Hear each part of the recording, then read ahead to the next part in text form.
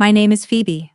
I'm 29 years old, and at Canadian Thanksgiving dinner in October, my sister Vanessa picked up her wine glass, leaned across the table and threw the contents straight at my face. Then she stood up and slapped me so hard my ear rang. "You are so selfish," she screamed. "You have always been so unbelievably selfish. Everything is always about you." My mother didn't reach toward me. She looked straight at me, wine dripping from my chin, red mark rising on my cheek, and said, "Phoebe, apologize to your sister right now or this dinner is over." My father pushed his chair back, walked to the front door of the house I'd helped keep in Brantford, and opened it. He stared at the wall and waited. I set down my fork, I picked up my jacket, I left. They thought I'd be calling by Monday. They thought the guilt would reel me in the way it always had.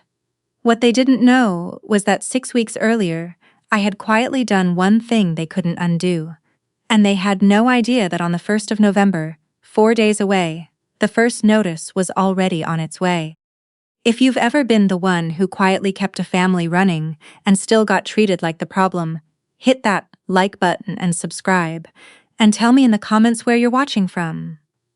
I really want to know I'm not the only one who has ever sat at the wrong end of a table.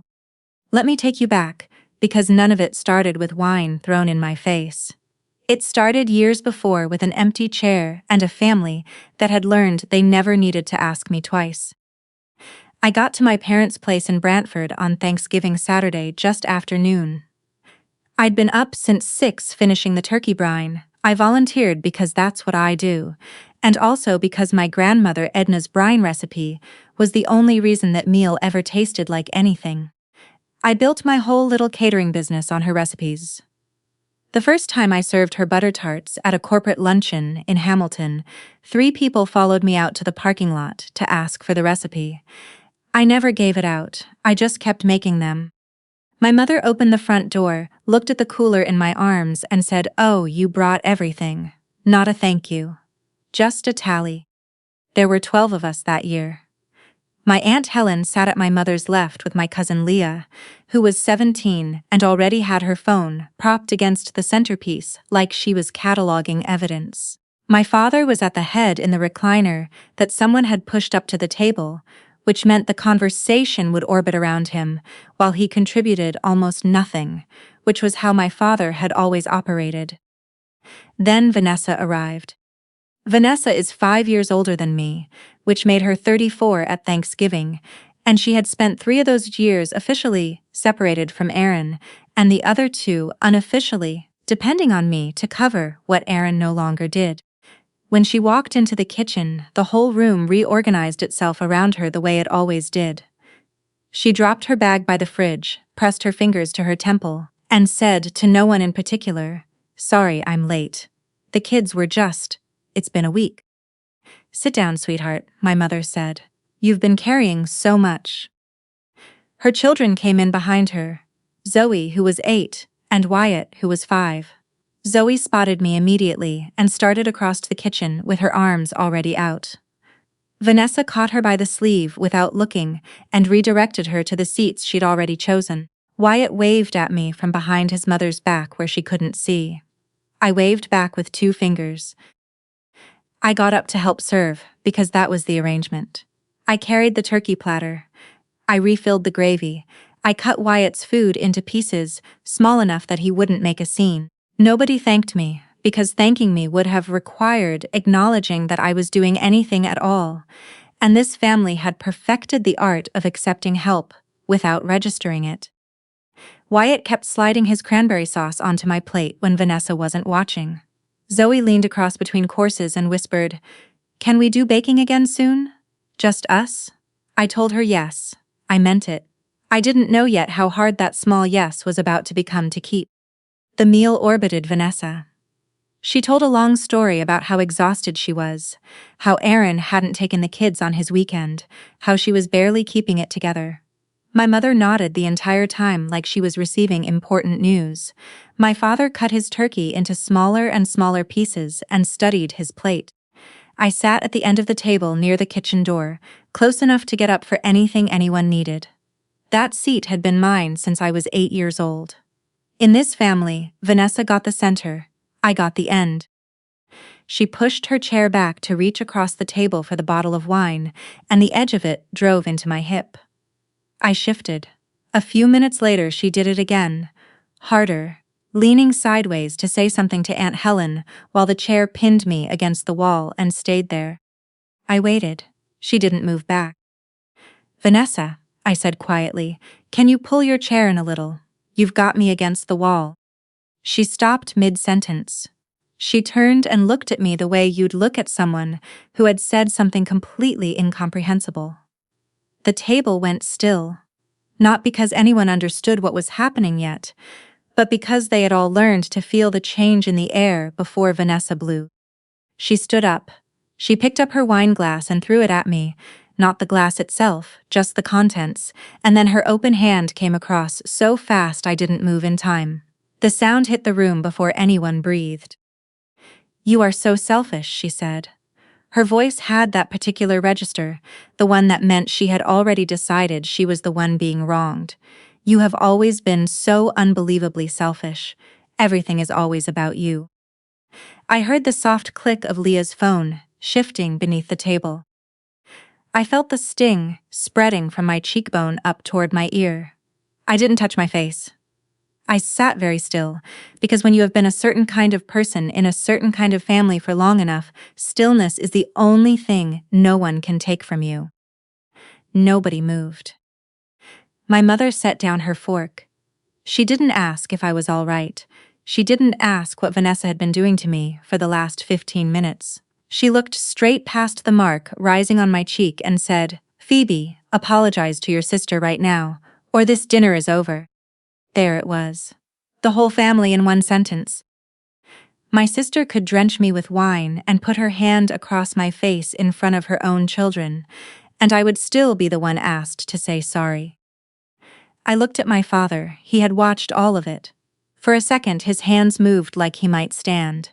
Then he pushed his chair back, walked to the front door and opened it. He held it and stared at the wall, like I was already gone. I stood up.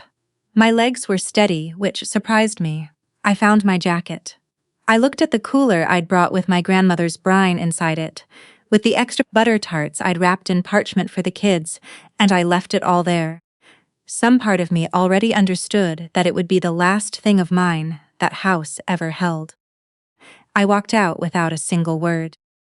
My father closed the door behind me. I sat in my car in the driveway for a moment. My phone lit up on the passenger seat, a notification from my banking app. Scheduled payment changes take effect November 1st. I looked at it for a long moment. Then I started the car and drove back to Hamilton. My cheek burned the whole way. I did not cry.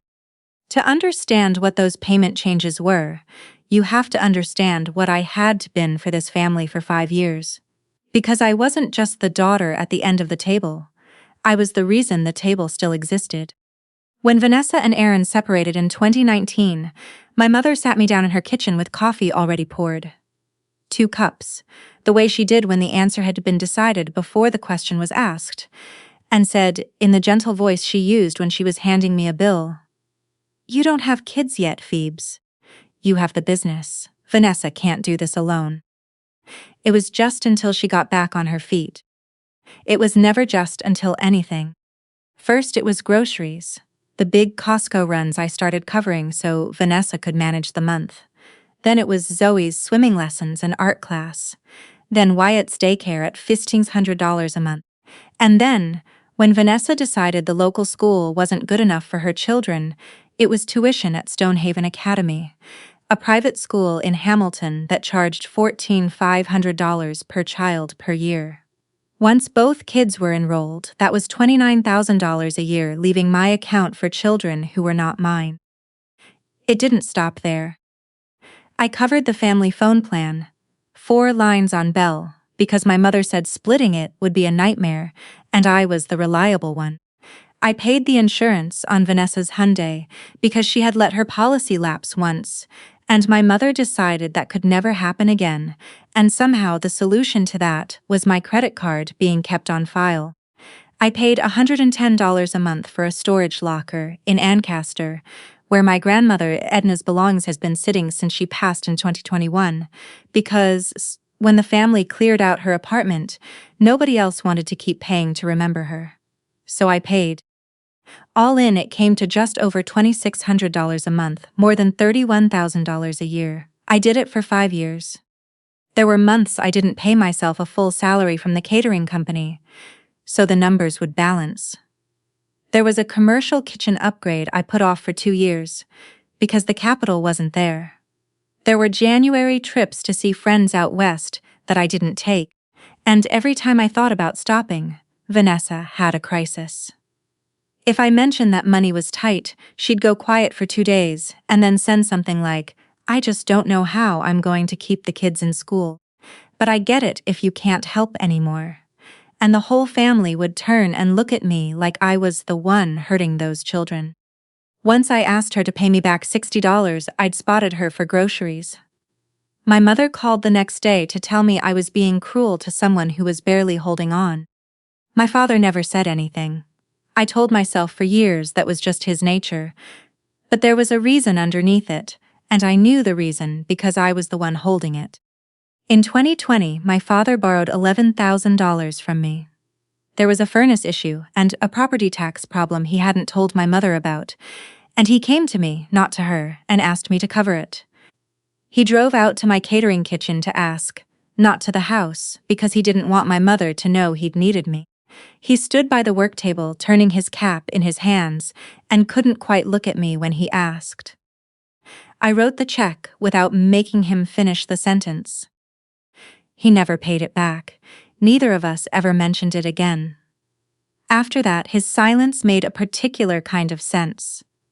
Owing me was something he could carry if he could convince himself I was a burden, rather than the person keeping the foundation together.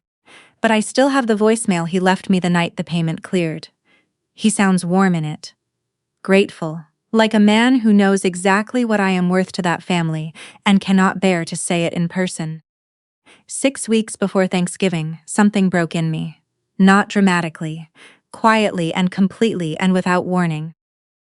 Vanessa had asked me for $400 for an emergency. 2 days later, she posted photos from a spa weekend in Niagara-on-the-Lake.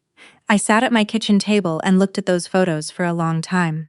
Then I opened my banking app and looked at the autopay schedules. Stonehaven Academy, Bell, the insurance company, the storage locker, and one by one, I removed my payment information from all of them. I set the changes to take effect November 1st. Not immediately. I gave myself 6 weeks.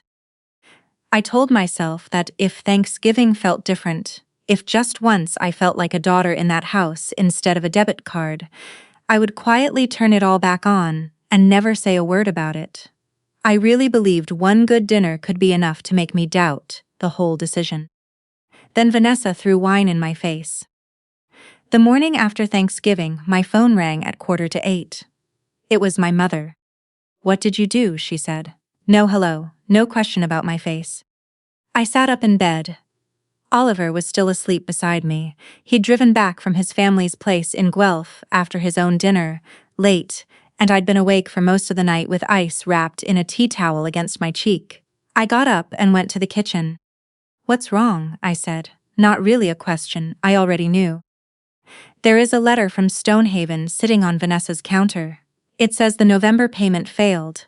It says the kids' spots are on hold." Her voice climbed. "Phoebe, what did you do?" The autopay had failed right on schedule. Stonehaven had sent a past due notice to Vanessa, the parent of record, and it had been sitting in her mailbox since Friday. Nobody checks mail on a long weekend. "I stopped paying it," I said. The silence on the line was so complete I could hear the range hood fan in my mother's kitchen in Brantford, 18 kilometers away. "You," she said very slowly, "were paying that." "For 3 years," I said. I didn't tell her about Belle. I didn't tell her about the insurance or the storage locker or the 5 years of daycare and groceries. For 5 years I had been begging this family, in 100 quiet ways, to see what I was carrying. I was done begging. "Someone else will have to sort it out," I said. And I hung up. Oliver came out in his socks a few minutes later and found me at the counter with 2 cups of tea I didn't remember making. He looked at my cheek, which was still purple at the edge, and his jaw tightened. "I'm not going to tell you what to do," he said finally. "You know how I've felt about this for a long time. But I'll be here when they call again." "They'll call again," I said. He nodded. "They will." I stood there and felt something I hadn't expected. Not satisfaction, not vindication, just a strange, level quiet. Like the moment after you set down something very heavy that you've been carrying so long you forgot you were holding it. The second notice came 3 days later by email. Bell had processed my request to remove myself from the account.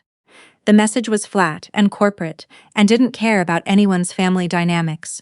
All 4 lines on the plan would be suspended at end of billing cycle unless the remaining users set up their own accounts.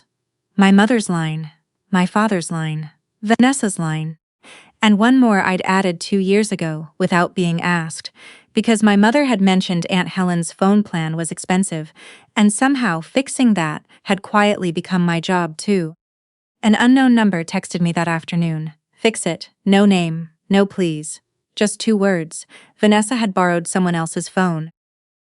I didn't answer. My mother left 3 voicemails that week. I listened to all 3 standing at my kitchen sink. The first was warm. She talked about how much the kids missed me, how much the family loved me. The second was practical. She listed everything that would go wrong if I didn't act like a responsible adult. The third was the honest one. "We are your family," she said. "You don't just get to stop." Not one of those messages asked about the mark on my face. Not one of them mentioned what had happened at that table. They wanted to know when the payments were coming back. That was the entire conversation. It had always been the entire conversation. The insurance notice came a week later, addressed to Vanessa at her address because it was her car and her policy. The letter from the insurer said her coverage would lapse on the 30th for non-payment, which meant that unless she acted, my sister would be driving my niece and nephew around Brantford with no insurance on the car. She didn't call to ask how to fix it. She posted about it.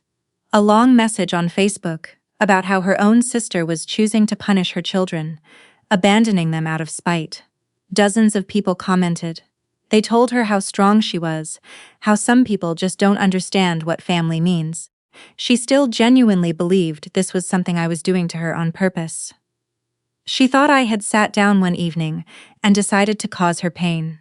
She had no idea that I had simply stopped, and that stopping alone had been enough to reveal exactly what I had been holding up. The third notice was the one that nearly broke my resolve.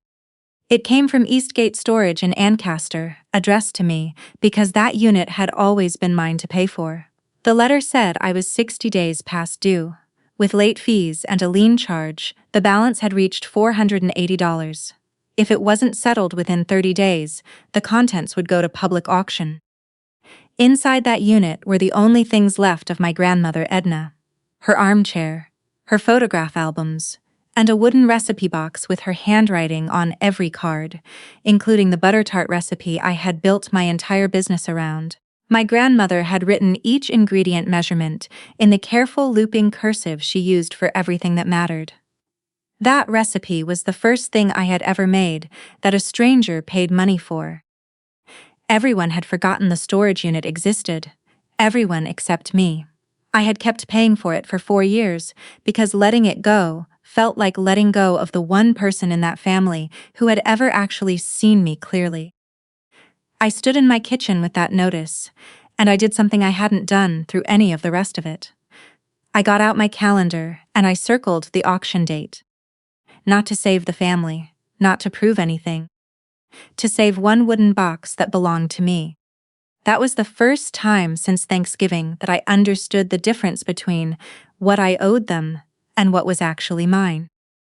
My mother called in mid-December about Christmas.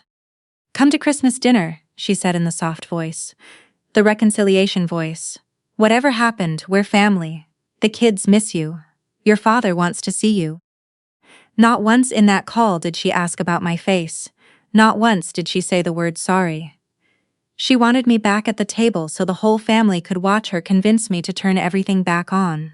The invitation wasn't for me. It was for my banking details. I went anyway. I went for Zoe and Wyatt, and for no other reason, and I told myself I would stay 1 hour. The kids ran to me the moment I walked in. Wyatt pulled me by the hand toward his Lego.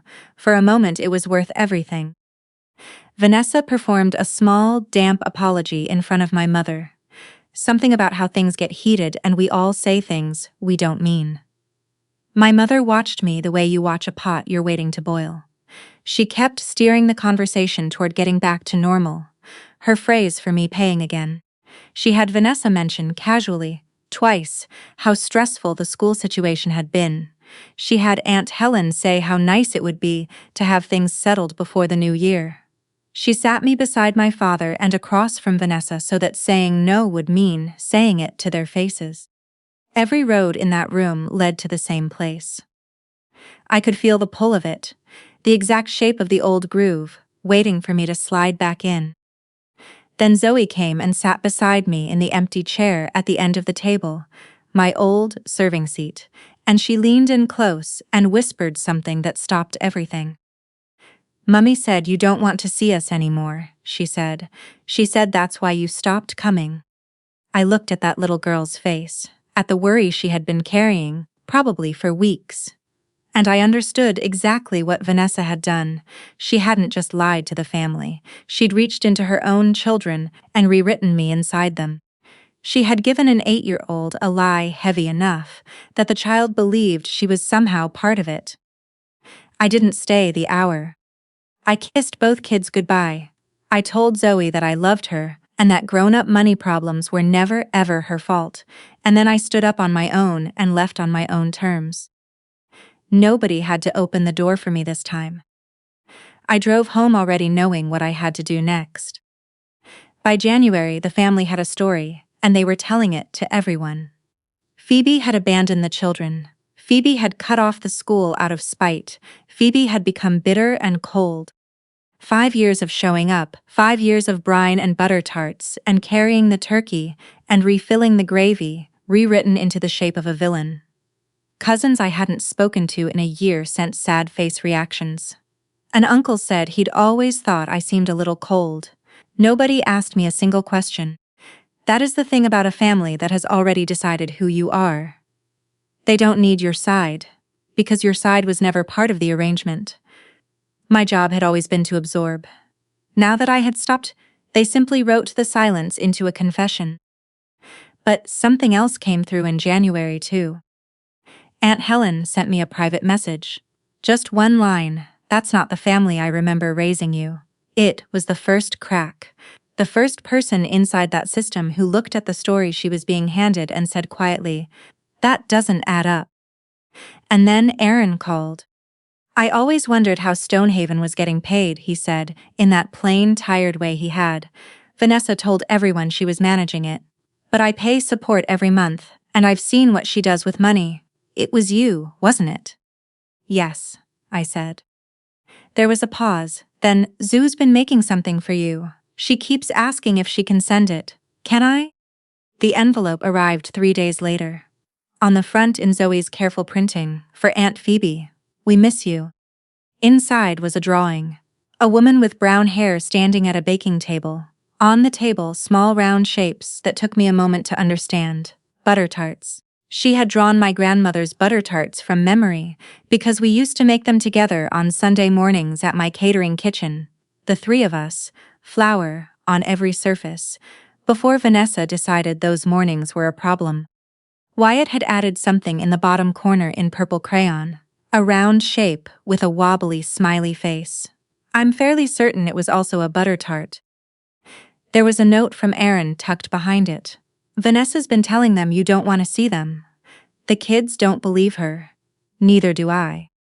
I didn't cry over the Stonehaven letters. I didn't cry over Thanksgiving. I sat at my kitchen table, and I cried over a child's drawing of a pastry. Then I opened my photocopied pages of my grandmother's recipe book, and I pressed that drawing between 2 of them, right next to the butter tart recipe, So the two things I would never let anyone take from me could sit side by side. I run a small business. I have kept every invoice, every bank statement, every receipt for 5 years, because that is what you do when your survival depends on the numbers being exactly right. That night, I pulled all of it out. 5 years of Stonehaven tuition payments with my name in the payer field. Bell statements showing 4 lines, all on my account. Insurance premium withdrawals from my checking account, month after month. Eastgate storage receipts, 4 years. I sorted it, tabbed it, and put it in a single folder. On the front page I wrote a 1-column summary. Dates on the left, amounts on the right, clear enough that anyone could understand it in under a minute without me saying a word. 5 years of my life fit into one manila folder. That's how small they had made me. 2 days later, Aunt Helen called and asked if she could come by. She sat at my kitchen table and didn't waste time. Leah filmed the whole thing at Thanksgiving, she said. All of it. From the moment Vanessa stood up, her whole hand coming across, everything. She paused. Your mother is telling people you attacked Vanessa first. That Vanessa was defending herself. I set my cup down very carefully. They hadn't just erased what I paid. They had flipped the slap itself. Oliver asked me that night what I actually wanted, not what I was owed, what I wanted. I thought about it for a long time. I want the truth to exist in that room out loud, just once, I said, so it stops being something only I know. And then, he said. Then I'm done. In February, 2 weeks before the auction date, I drove out to Eastgate Storage and paid the $480, not the phone plan, not the tuition, just this, just the one thing that had always been mine. The unit door rolled up and everything was exactly where we'd left it 4 years ago. My grandmother's armchair still smelled faintly of the hand lotion she wore in winter. Boxes of photographs, and on top of one of them, the wooden recipe box, right where I'd known it would be. I took the recipe box and one photo album and left the rest for another day. When I lifted the box, I noticed something tucked underneath the recipe cards I had never seen before. An old envelope sealed with my name on the front, in my grandmother's handwriting, her looping cursive. Phoebe. Just that. I didn't open it then. Some things you save for when you're actually ready. A cream-colored card arrived the following week, handwritten, the kind my mother saved for occasions she wanted to feel significant. An Easter Sunday dinner, a family gathering to heal and move forward together. She was setting the table. I decided to let her. But I brought the folder, and I brought my grandmother's recipe box. There were about 20 people at my parents' house that Easter. Aunts, uncles, cousins, the full extended orbit. Vanessa sat in the center seat with the kids beside her. My mother moved through the room like someone who had already decided how the evening would end. She waited until everyone was seated. Then she stood and said, "We're all here today as a family, and I think it's time we give Phoebe a chance to make things right." The room turned toward me. 20 faces, most of them kind, most of them working from a version of events they had never questioned, waiting for me to apologize for something I hadn't done. Vanessa pressed her fingers beneath her eyes. "She attacked me," she said softly, just loud enough for the whole table to receive it as a confidence. "At Thanksgiving, she attacked me, and then she took away the kids' school to punish me." I didn't want to say this, but everyone deserves to know. I understood that if I stayed silent now, that version would become permanent. I reached down and opened the folder. "I'm not going to raise my voice," I said. "I'm just going to show you a few things, and then I'll go." My mother's expression flickered. "Phoebe, this isn't the time." "Stonehaven Academy," I said, and I laid the pages out in order the way you'd present an account that has to be exactly right. 3 years of tuition. My name is in the payer field on every single one. I laid down the next set. Bell Mobility, 4 lines, my account. Vanessa's car insurance, withdrawn from my checking every month for 4 years. Eastgate Storage, 4 years, my account. I set down the last page. I'm not asking anyone to thank me. I'm only asking you to read the names on those pages. Aunt Helen picked up the top sheet. She read it. She read the next one. The color left her face, and she set them down very gently, like she didn't want to disturb what was written there. The pages moved around the table after that, hand to hand. I watched the story change on people's faces as it traveled. The uncle who had called me cold rubbed his forehead over the insurance records. A cousin covered her mouth. My mother reached for the pages, and for the first time in my life, I watched her try to gather a narrative that had already left her hands and wouldn't come back. She smoothed the top sheet flat, as though flattening it might make it say something different. The room went very quiet. Vanessa changed tactics the way she always did when the ground moved beneath her. Her voice hardened. She's twisting everything. She's always been jealous. She provoked me, and now she's playing victim with a stack of paper. Aaron stood up. I pay child support every month, Vanessa, he said quietly. So we both know you were never the one covering Stonehaven, and we both know Phoebe never laid a hand on you at Thanksgiving. Because it's on video. Aunt Helen looked at Leah. Leah turned her phone around and pressed play. The room heard it before they saw it. A chair scraping hard against the floor, my voice, calm, asking Vanessa to pull her chair in, and then Vanessa's voice at full volume, the way it had sounded in that dining room. And on the screen, clear as anything, Vanessa standing up, her hand coming across, me sitting perfectly still. Nobody in that room could unhear it. Vanessa's face crumpled. Real tears came this time, the kind that had, for 34 years, made every room she entered rearrange itself to comfort her. She pulled the switch. She waited for someone to rise to her, to come, to turn the room back. Nobody moved. I watched it land on her, the understanding that the machinery had stopped working. She looked to my mother for rescue the way she always had, and my mother for once had nothing to give because she was busy watching her own authority drain out of the room. Then every eye drifted slowly to my father. He sat for a long moment with his hands flat on the table. Then, for the first time I could remember, my father stood up on his own. I borrowed $11,000 from Phoebe in 2020, he said. His voice was rough and low. I never paid it back. I never thanked her once in front of anyone. He looked at me. His eyes were wet. I watched this family use her for years. I told myself it wasn't my place to say anything. And at Thanksgiving, I got up and I opened that door. His voice cracked on the last word. I opened that door. I should have walked out with her. My mother said his name, the sharp, commanding version, the voice she had used to direct that house for 40 years. He didn't sit down. The whole room saw it. The one person she had always been able to direct, standing in front of everyone, choosing not to obey. I looked at my mother then, really looked at her. And I didn't see a villain. I saw a woman who had spent decades believing that if she could control the story, she could hold the family together, and who was watching that story disobey her for the very first time. I felt tired. I felt sad in a way that had nothing to do with anger. I felt very, very clear. I closed the folder. I didn't need the rest of it. I didn't ruin this family, I said. I paid for it, for years. And every single person in this room benefited from that, whether they knew it or not. I paused. There's a difference between those two things. I think you all know that now. I reached down and set my grandmother's recipe box on the table. Then I picked up my keys. This time, no one had to open the door. As I reached the front step, I felt a small hand close around mine. Zoe had run after me. She held on all the way to my car, and Aaron came out a moment later and stood with us in the driveway in the cool April air. For the first time, in a long time, leaving that house didn't feel like being pushed out. It felt like bringing the right people with me.